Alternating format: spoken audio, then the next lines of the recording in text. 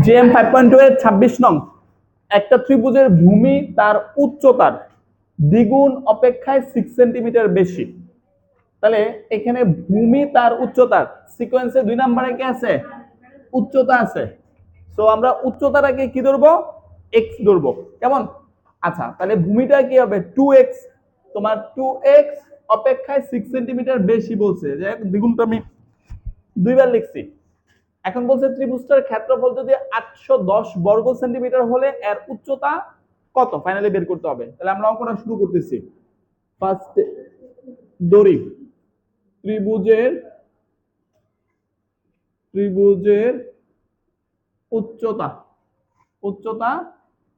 x centimetre. দেখো, অতএব ত্রিভুজের ভূমি দ্বিগুণ অপেক্ষা 6 সেন্টিমিটার বেশি। ওরা যেটা বলছে আমি এটাই করছি, উচ্চতাটাকে দ্বিগুণ করছি এবং 6 সেন্টিমিটার বেশি করছি। আচ্ছা, তাহলে এটুকু হয়েছে। এখন বলো ত্রিভুজের ক্ষেত্রফলের সূত্র কি? হাফ ইন্টু ভূমি গুণন উচ্চতা। তাহলে আমরা শর্ত মতে কি লিখতে পারি? শর্ত মতে লিখতে পারি হাফ ইন্টু ভূমি হচ্ছে আমার এক্স আর উচ্চতা কি 2x প্লাস এর 6 ইকুয়াল হচ্ছে 810। এই 2 এর সাথে 810 গুণ করে দেই, আর x দিয়ে তো গুণ হবে 2x স্কয়ার প্লাস এর 6x ইকুয়াল এটা কত হবে? 1620 হবে। এখন এই পাশে নিয়ে আসো 2x স্কয়ার প্লাস এর 6x মাইনাস এর 1620 ইকুয়াল হচ্ছে 0।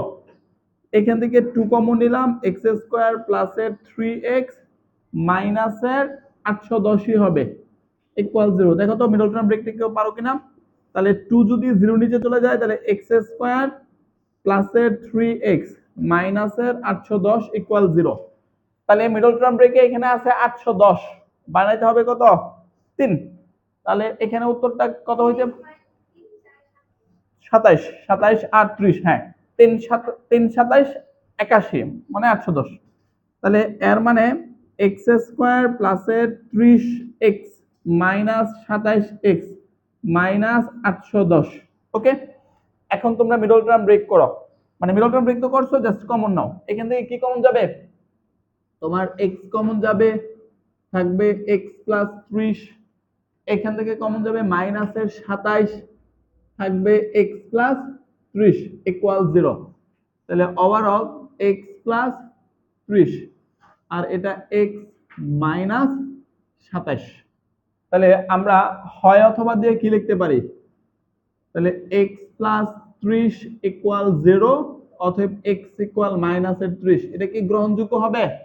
x মানে উচ্চতা, এটা কখনো ঋণাত্মক হইতে পারে না, সেজন্য এটা গ্রহণযোগ্য নয়। আচ্ছা, এটুকু গেল। তারপরে অথবা x মাইনাস 27 ইকুয়াল 0 অথবা x ইকুয়াল 27। তাহলে আমরা উচ্চতা পাইছি 27। এটা তো জিজ্ঞেস করছে, বলছে না এর উচ্চতা কত। অতএব ত্রিভুজের উচ্চতা 27 সেন্টিমিটার। 27 নং, একটি শ্রেণীতে যতজন ছাত্রছাত্রী পড়ে প্রত্যেকে তার সহপাঠীর সংখ্যার সমান টাকা চাঁদা দেওয়ায় মোট 420 টাকা চাঁদা উঠলো। বলো, তোমরা মনে করো ক্লাসের মধ্যে 10 জন আছো, তোমার সহপাঠী কয়জন? 9 জন। তুমি তো আর তোমার সহপাঠী না, মানে ওই ব্যক্তি ব্যতীত বাকিরা হচ্ছে তার সহপাঠী। তাহলে ক্লাসে ছাত্রছাত্রী যদি x জন হয় তাহলে সহপাঠী কতজন হবে? x মাইনাস 1 জন। এখন একজন ছাত্রী মানে ওই 10 আর 9 দিয়েই বলি, তাহলে 10 জন স্টুডেন্ট আছে, এর মধ্যে তাহলে সহপাঠী 9 জন, তাহলে প্রত্যেকে চাঁদা দিচ্ছে কয় টাকা? 9 টাকা। তাহলে মোট চাঁদা উঠবে কত টাকা? 9 গুণন 10 না? তাহলে যদি সহপাঠী যদি x মাইনাস 1 জন হয় আর ছাত্রছাত্রী যদি x জন হয় তাহলে চাঁদা উঠবে কত? x ইন্টু x মাইনাস 1 না? ইকুয়াল কি 420 লিখতে পারি? এই কনসেপ্ট দিয়ে জাস্ট আমরা অঙ্ক করব। তাহলে তোমরা প্রথমে লিখবা ধরি ছাত্র মানে শ্রেণীতে 27 নাম্বার, ধরি শ্রেণীতে ছাত্রছাত্রী সংখ্যা x জন। অতএব শ্রেণীতে সহপাঠী সংখ্যা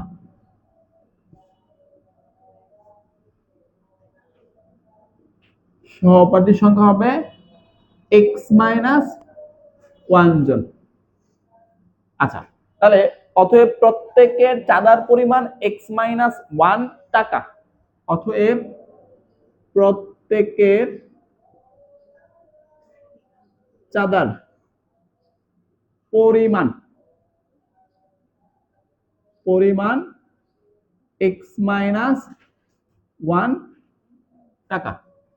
তাহলে আমরা শর্ত মতে কি বলতে পারি? তাহলে মোট টাকা উঠবে, শর্ত মতে ছাত্রছাত্রী x জন, চাঁদা দিচ্ছে x-1 টাকা করে, তাহলে x এর সাথে x-1 গুণ করলে মোট চাঁদা পাবো। আর প্রশ্নের মধ্যে মোট চাঁদা বলে দিছে 420।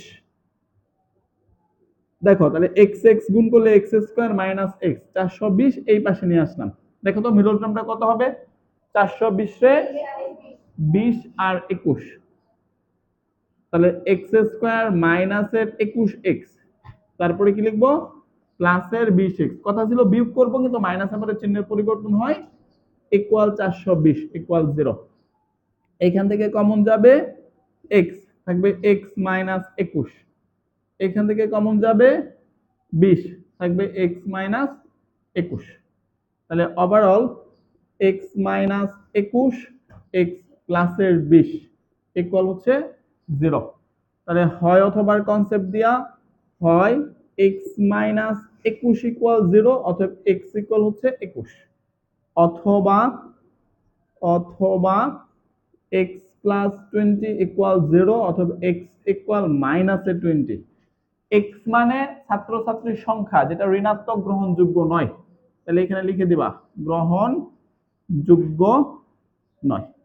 আচ্ছা, তাহলে প্রশ্ন করছিল তাহলে আমাদের ওই শ্রেণীর ছাত্রছাত্রীর সংখ্যা কত? তাহলে আমরা কি লিখবো? অতএব ওই শ্রেণীতে ছাত্রছাত্রীর সংখ্যা হচ্ছে 21 জন। অতএব শ্রেণীতে ছাত্রছাত্রী সংখ্যা x জন মানে 21 জন। আরেকটা প্রশ্ন করছে প্রত্যেকে কত টাকা করে চাঁদা দিল? অতএব প্রত্যেকের চাঁদার পরিমাণ হবে 21 মাইনাস 1 টাকা। দ্যাট মিন্স কে তোমার 20 টাকা। 18 নং, একটি শ্রেণীতে যতজন ছাত্রছাত্রী পড়ে, তাহলে মনে করি x জন ছাত্রছাত্রী পড়ে, প্রত্যেকে তত পয়সার চেয়ে, এখানে কিন্তু সহপাঠী শব্দটা নাই, তাহলে x জন পড়ো, তোমরা 10 জন পড়ো, তাহলে 10 পয়সা চেয়ে আরো 30 পয়সা বেশি চাঁদা দেয়, তাহলে মানে চাঁদা দিচ্ছ কত? 40 পয়সা। যদি ছাত্রছাত্রীর সংখ্যা x জন হয় তাহলে চাঁদার পরিমাণ কত হবে? x প্লাস 30 পয়সা। কিন্তু অঙ্ক কিন্তু পয়সা দিয়ে হবে না, কারণ মোট চাঁদা হচ্ছে 70 টাকা। পয়সাকে টাকায় কনভার্ট করতে হলে কি করতে হবে? 100 দিয়ে ভাগ করতে হবে। চাঁদার পরিমাণ বের করে এটাকে টাকায় কনভার্ট করে ইকুয়াল 70 লিখবো, তারপর x এর মান বের করবো। হ্যাঁ, তাহলে লেখো ধরি তোমার শ্রেণীতে ছাত্রছাত্রীর সংখ্যা x জন, ধরি শ্রেণীতে ছাত্রছাত্রীর সংখ্যা x জন। অতএব প্রত্যেক ছাত্রছাত্রীর চাঁদার পরিমাণ, প্রত্যেক ছাত্রছাত্রীর চাঁদার পরিমাণ একটু বলেন তো কত হবে? চাঁদার x প্লাস 30 পয়সা না, মানে যতজন ছাত্রছাত্রী আছে তার চাইতে 30 পয়সা করে বেশি তুমি চাঁদা দিচ্ছ, তাহলে পয়সাকে আমরা টাকাতে কনভার্ট করব, তাহলে কি করতে হবে? x প্লাস 30 কে 100 দ্বারা ভাগ করবা, কারণ তোমরা তো সবাই জানো 1 টাকা মানে 100 পয়সা। আচ্ছা, এখন কথা হচ্ছে আমরা প্রশ্নের মধ্যে কি লিখতে পারি? প্রশ্নের মধ্যে লিখতে পারি এটা তো আমার একজনের চাঁদার পরিমাণ, ছাত্রছাত্রী আছে x জন, তাহলে x ইনটু এটা ইকুয়াল কি 70। তাহলে শর্ত মতে x into x plus 30 by 100 equal হচ্ছে 70। এক্স দিয়ে গুণ করে দাও, তাহলে এক্স স্কোয়ার প্লাসের 30x ইকুয়াল কত হবে? 7000 হবে। দেখো তো মিডল টার্মটা কি আসে?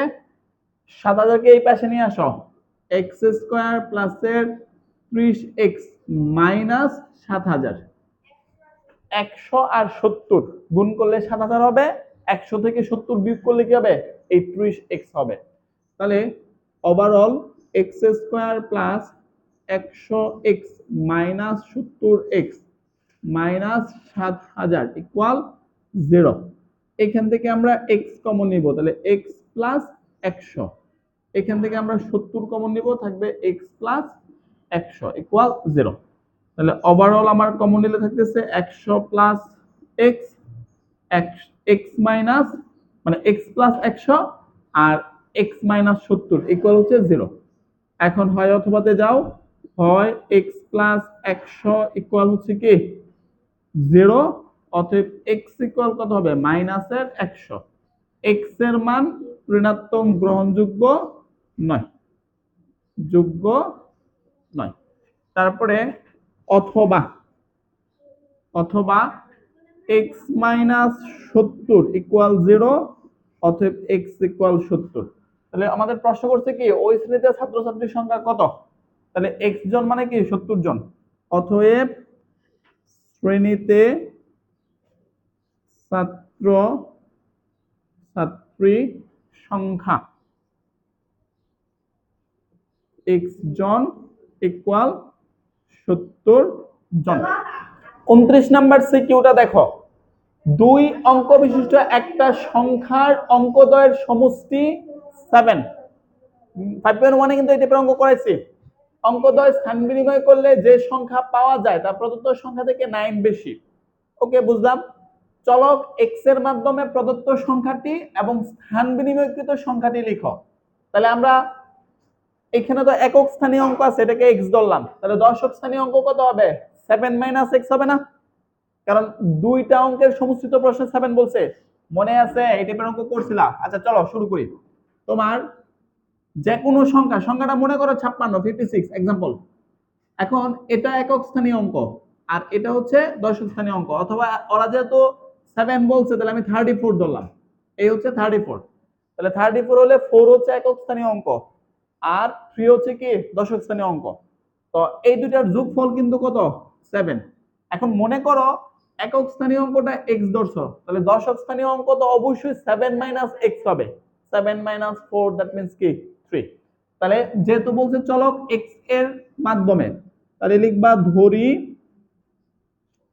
একক স্থানীয় অঙ্ক, একক স্থানীয় অঙ্ক x, অতএব দশক স্থানীয় অঙ্ক কত হবে? 7 মাইনাস x। বলো সংখ্যা নির্ণয় করার সূত্র কি? অতএব সংখ্যাটি একক স্থানীয় অঙ্কের সাথে 1 গুণ প্লাস দশক স্থানীয় অঙ্কের সাথে কত হবে? তোমার 10 গুণ হবে। এই হচ্ছে সংখ্যাটি। আর কি বলছে? প্রদত্ত সংখ্যাটি হচ্ছে এটা এবং স্থান বিনিময়কৃত সংখ্যাটি। তাহলে এটাকে তোমরা প্রদত্ত সংখ্যায় লিখো, অতএব প্রদত্ত সংখ্যা, অতএব স্থান বিনিময়কৃত সংখ্যাটি। বলো তো এটা কত হবে? স্থান বিনিময়কৃত মানে x এর সহগ 1, এটা 10 এর জায়গায় যাবে, 10x এর জায়গায় আসবে, তাহলে 10x plus 7 minus x bracket দিলে দিতে পারো, না দিলেও প্রবলেম নাই। এই হচ্ছে আমাদের কয়ের সলিউশন। পরে তাকাও, হতে বলছে কি সংখ্যাটি নির্ণয় করো, একটু তাকায়েন। তাহলে খ, এখন আমরা ক হতে পাইছি প্রদত্ত সংখ্যাটি হচ্ছে এত এবং স্থান বিনিময়কৃত সংখ্যাটি হচ্ছে এটা, আগে একটু লিখে নিবা যে ক হতে পাই প্রদত্ত সংখ্যাটি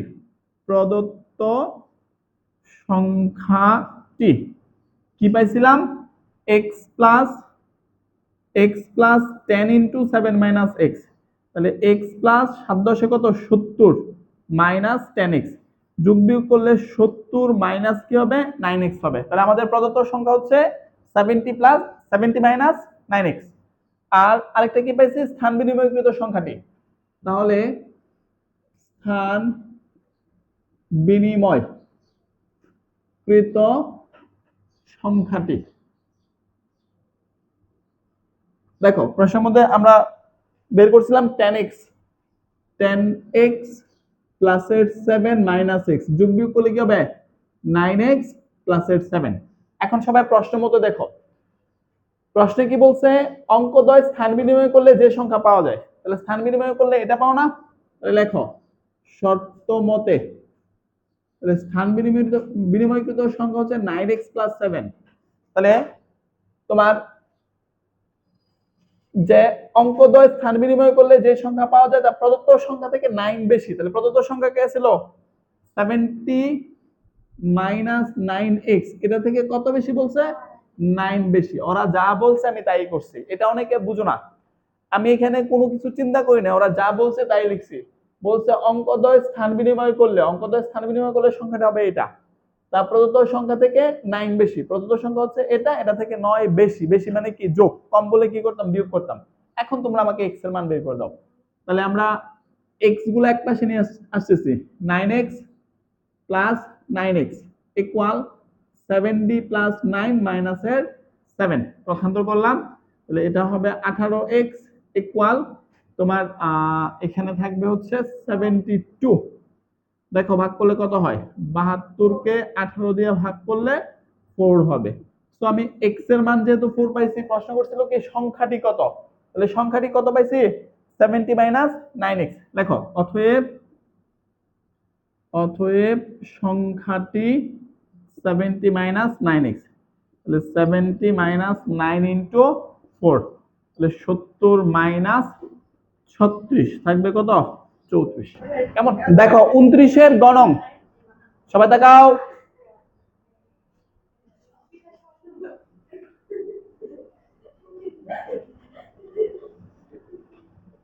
29 এর গণং, প্রদত্ত সংখ্যার অঙ্কদ্বয় যদি কোনো আয়তক্ষেত্রের দৈর্ঘ্য ও প্রস্থ হয়। তোমরা অঙ্কদ্বয় জানো, x কি ছিল একক স্থানীয় অঙ্ক, আমরা কিন্তু একক স্থানীয় অঙ্ক অ্যাড্রেস করে নাই আর দশক স্থানীয় অঙ্ক বের করে নাই। তাহলে আগে লিখবো খ হতে পাই একক স্থানীয় অঙ্ক x ইকুয়াল হচ্ছে 4 এবং দশক স্থানীয় অঙ্ক হচ্ছে কি ছিল 7 মাইনাস x মানে 3। এরপরে বাকি কথা বলবো। তাহলে গ নাম্বারের প্রথমে লিখবা তোমার খ হতে পাই, খ হতে পাই একক স্থানীয় অঙ্ক, একক স্থানীয় অঙ্ক x ইকুয়াল 4, অতএব দশক স্থানীয় অঙ্ক কত হবে তোমার 7 মাইনাস x ছিল না, তাহলে 7 মাইনাস 3 সরি 7 মাইনাস 4 ইকুয়াল হচ্ছে 3। তাহলে আমার একক স্থানীয় অঙ্ক 4, দশক স্থানীয় অঙ্ক হচ্ছে 3। এখন দেখো প্রশ্ন কি বলছে, প্রদত্ত সংখ্যার অঙ্কদ্বয় যদি কোনো আয়তক্ষেত্রের দৈর্ঘ্য ও প্রস্থ হয়, তাহলে 4 কে দৈর্ঘ্য ধরলাম আর 3 কে কি ধরলাম প্রস্থ ধরলাম। আচ্ছা এখন নির্দেশ করে তবে আয়তক্ষেত্রের কোণের দৈর্ঘ্য নির্ণয় করো। আচ্ছা তাহলে আমরা লিখব ধরি আয়তক্ষেত্রের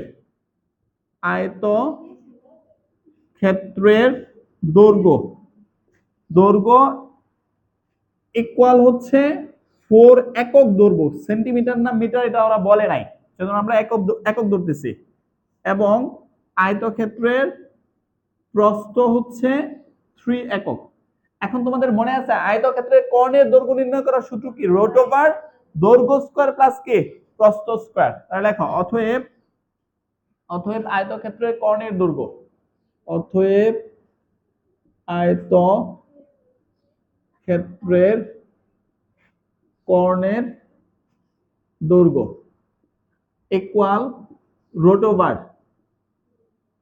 দৈর্ঘ্য স্কয়ার প্লাস প্রস্থ স্কয়ার, এটাও একক হবে। নাও দৈর্ঘ্য প্রস্থের মান বসাও, দৈর্ঘ্যের মান 4 আর প্রস্থের মান 3 একক, তাহলে 16 যোগ 9 একক মানে রুট ওভার 25 একক মানে 5 একক। তাহলে আমাদের প্রথম উত্তর হয়ে গেছে।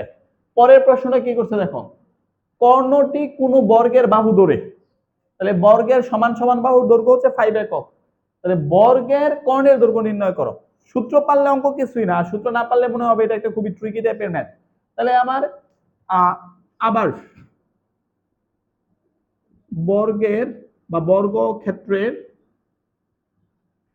ক্ষেত্রের সমান সমান বাহুর দৈর্ঘ্য, সমান সমান বাহুর দৈর্ঘ্য এ ইকুয়াল হচ্ছে 5 একক। তোমাদের মনে আছে বর্গের কর্ণের দৈর্ঘ্যের সূত্র কি? রুট ওভার টুয়াইস এ। তাহলে অতএব অতএব বর্গ ক্ষেত্রের কর্ণের দৈর্ঘ্য ইকুয়াল তোমার রুট ওভার টুয়াইস এ একক। তাহলে রুট ওভার 2 ইন্টু 5 একক, অতএব 5 রুট ওভার 2 একক।